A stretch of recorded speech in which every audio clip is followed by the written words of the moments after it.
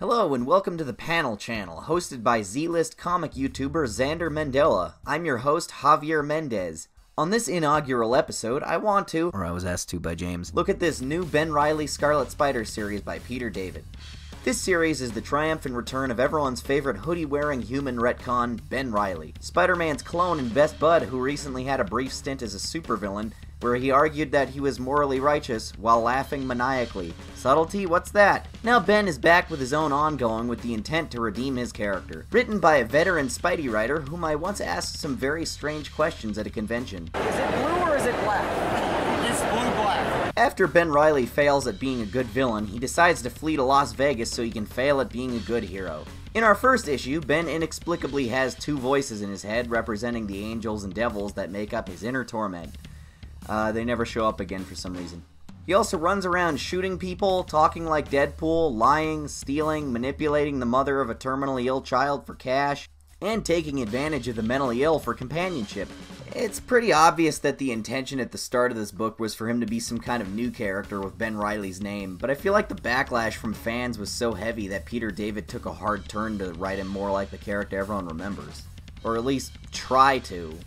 So after a bunch of misadventures where he gets his good costume back, fights Spidey's other clone, Kane, who is still alive for some reason, and then meets Death, you know, the lady that Deadpool and Thanos have a love triangle with. Death tells Ben Reilly to stop acting like such a schmuck and that he now operates on the Paragon Renegade system for his facial scarring, so he has to be a nice guy to look less like a TJ Miller improvised line.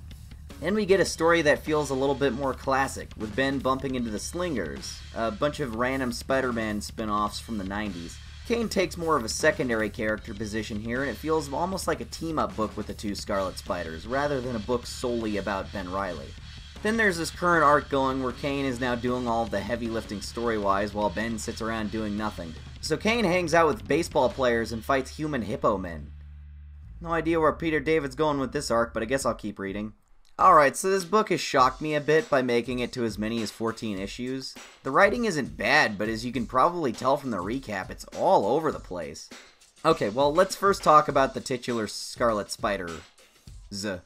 Ben Reilly's characterization has gotten so muddled because there's so many conflicting ideas of what he should be like.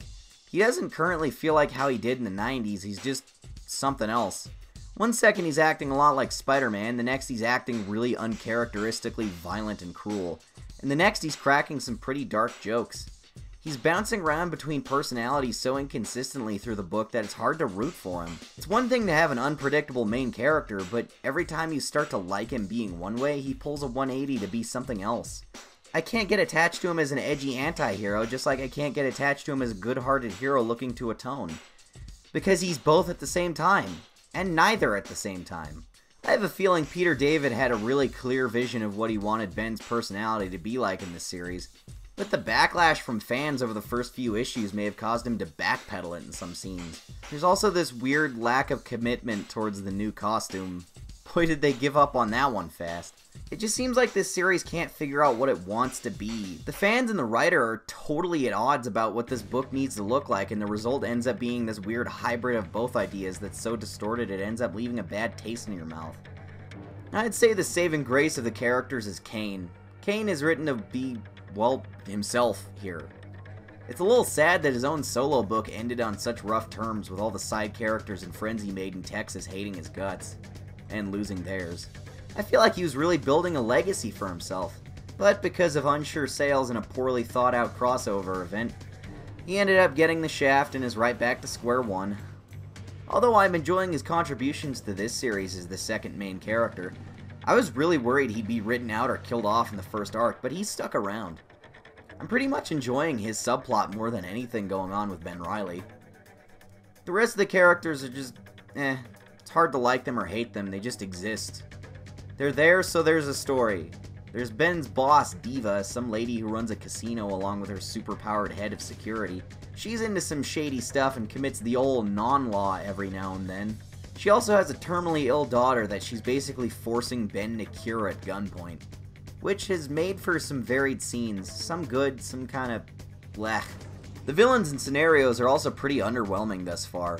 We do get to see more of this section of the Marvel Universe that's Spider-Man, Aftermath, and spin-offs, but there's nothing super compelling about the way it's told. The arc with the Slingers kept taking a lot of weird turns and felt like 3 stories at once. Like, okay, this superhero called the Hornet is trying to beat Ben Reilly, whom he assumes is a villain. Simple enough. Then he uses a magic medallion to summon an elder god and kill him because he's really sure he's a bad guy. Weird, but okay. Then he turns out to be an obscure Wolverine villain cyborg guy that came back from the dead, even though that contradicts what we saw earlier. You see what I mean? This sounding all over the place? There were times reading this stuff that I was starting to wonder if it was all being made up as he went along. Like, one issue gets written with no plan for what the next one will be. Okay, here's another example. Kane's facial scar is being healed at the end of one issue, but then being scarred again right off the bat in the next one, with no explanation or acknowledgement. Peter David has written some of the best comics out there, and he's probably one of my favorite Spidey writers of all time, but I just can't help but wonder if his heart is into it with this one. As for the art, well, it's all over the map too. Sometimes you get really solid Mark Bagley art, that's always a joy to look at, then sometimes you get this other art that feels really stiff and lifeless. It feels like Will Sliney's art is actually just a bunch of tracings of only a handful of character models, because the faces are always so similar and the body shape and proportions have so little variation.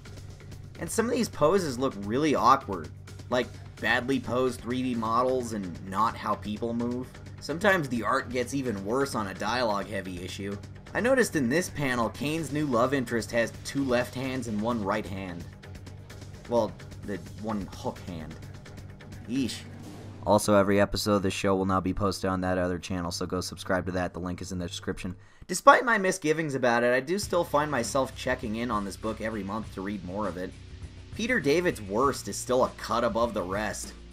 And I think that's attributed to just how talented the guy really is. Overall, I think it has a chance to stabilize and figure itself out as a book. But as we get further and further into it with these issues still present, that seems more unlikely. I do really like the characters of Kane and Ben Reilly, so I don't want this one to get cancelled or awkwardly cut short before it can shine. Here's hoping that with the Damnation crossover event, things start to take a turn for the better. I really liked a lot of the subset Spider-Man stuff in the Marvel Universe, and while they weren't exactly introduced in the best way, Ben Reilly and Kane are 2 very cool characters that I want to see stick around for a long time. Seriously though, all future comic review videos will be over there. Go subscribe to that other channel. What's wrong with you? Why haven't you done it yet? Alright, well, see you next month.